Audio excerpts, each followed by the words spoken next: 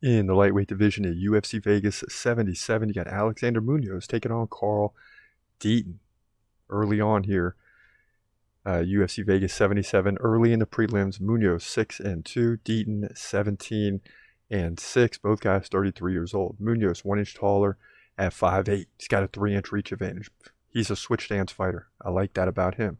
Carl Deaton fights right-handed.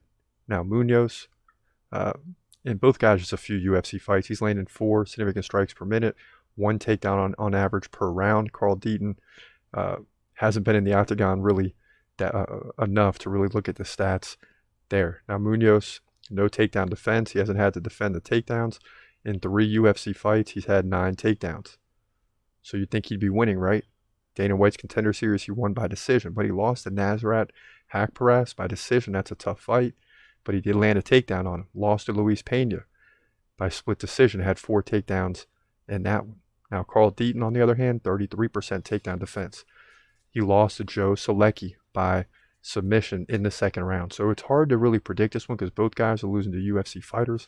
But to me, Alexander Munoz is the better fighter. He came into the UFC undefeated, right, at 6-0. Now Deaton does have 17 wins, so that's something to consider. But I still like Munoz in this fight. He's a switch stance fighter. I always like that.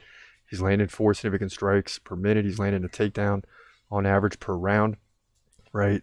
He's been in there for several rounds, had 9 takedowns in 3 fights. So I like Munoz to win this, especially because, you know, he lost against two tough UFC fighters, but showed signs of life in those fights. And this is going to be an easier one. He should beat Carl Deaton, in my opinion, likely by decision, but 30-27.